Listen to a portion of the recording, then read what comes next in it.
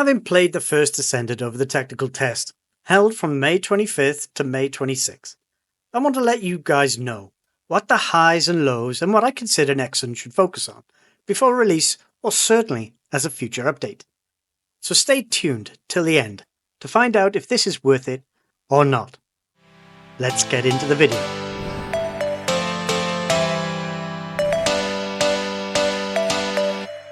I know it's the elephant in the room, and we kind of expected it, right?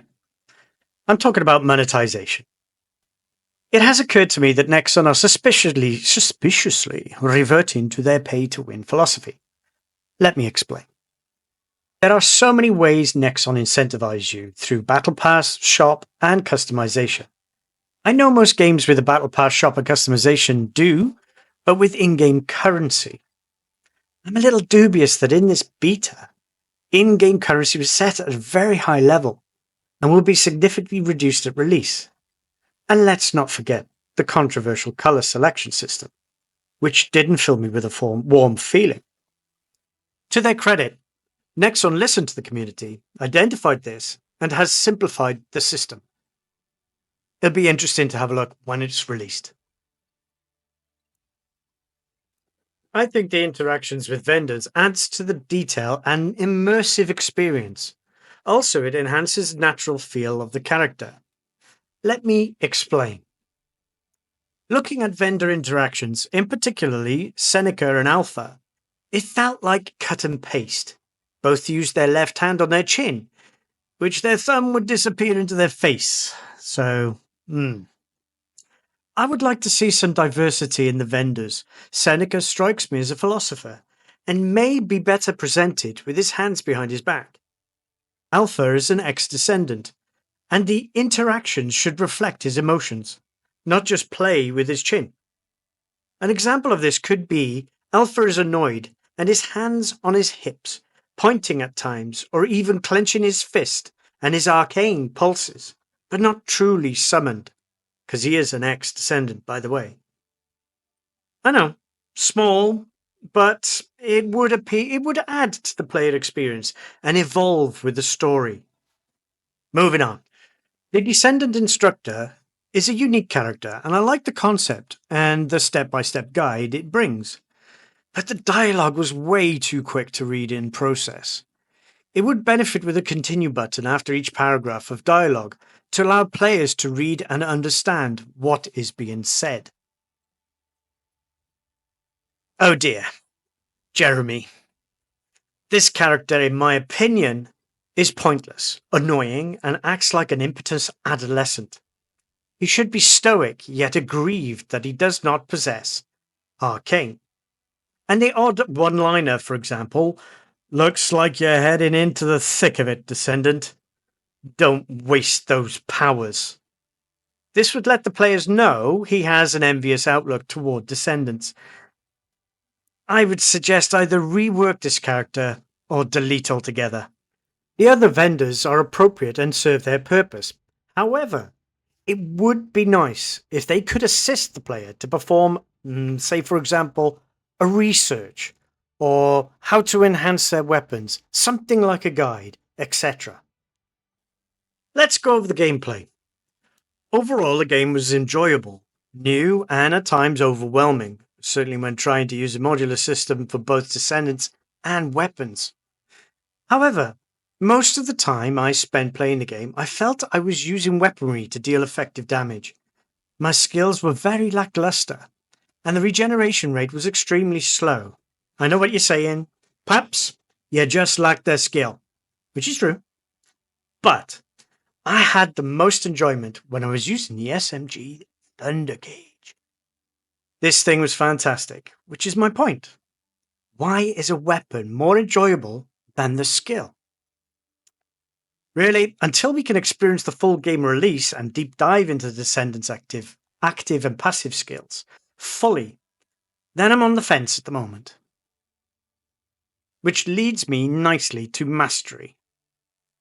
The benefits of Mastery do not enhance your skill level. Instead, they increase the amount of mods, equipment, and storage space. I mean, this is great, but I'd like to see my Descendant become badass and OP. I mean, Go under the giant hands and get electrocuted to get more space?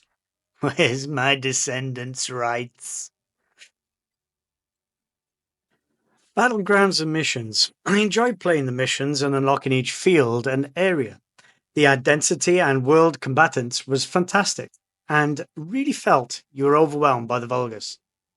It would have been nice to unlock hard mode and experience that, but I guess we will be doing that in a few days' time. Not gonna lie though, Kingston Albion Defence Resource Mission was nuts. Got to wave 14 out of 21 and got absolutely overrun. Moving on to Void missions, they're split into two. Void Fragment mission, this was a little cryptic to initiate. I understand that it was descendant specific, like electric, fire, cold, and general. But how the frick do you initiate it? It took me absolutely ages. 2 hours later. A few moments later, I figured it out and used the specific skill of the descendant to initiate it. Oh. The second Void mission is the Void Fusion Reactor. The rewards from the previous mission, like there are two types, which are Monomer Void Shard, which is a generic, and an Inorganic Void Shard, which is field specific, from that activity would allow you to eventually unlock the Void Fusion Reactor mission, which involves a Yellow Bower Commander. Now, not gonna lie, these combatants are pretty weak and easy to overcome, and I assume their difficulty will increase as the levels increase. The mission felt short, and because defeating the enemy type was easy and ultimately lasted less than a minute. I can see that Nexon are trying to incorporate all the feedback from the previous beta, but they need to tweak it and make it a little harder. Moving on. Zone Recon missions are again a new addition to the First Descendant, and I believe to initiate it, you have to interact with these beacons and deactivate them. Let me know in your experiences in the comments below if you've had any difficulty with these Zone Recon missions. They are known as outposts, and there are 3 in total within the zone. This extends the timer by however many outposts you have deactivated. In this example, 2 outposts have been found and adds an additional 2 minutes to the mission.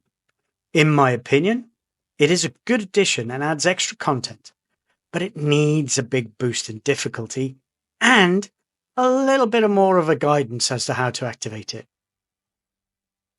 After you've completed this mission, there is a cooldown to the activity and the icon changes to blue. I hope this is an indicator that next initiation is going to increment the difficulty. We will see, guys. Overall, guys, I think this game has the potential to be great, and Nexon have really listened to the community. Yet I fear it will cascade into oblivion like the likes of Anthem and Outriders. I hope I'm wrong. So, the ultimate question. Is this an enjoyable game? Yes, and I would recommend it too, as long as you're prepared to accept the potential monetizations. Then again, if it pops off, then there's a reason to get the ultimate drip. Am I right? So, Descendants, let me know your thoughts and views of the game in the comments below, and if you liked and enjoyed this content, please don't forget to subscribe and press the bell to make sure you don't miss any future content. And as always, I'll see you next time.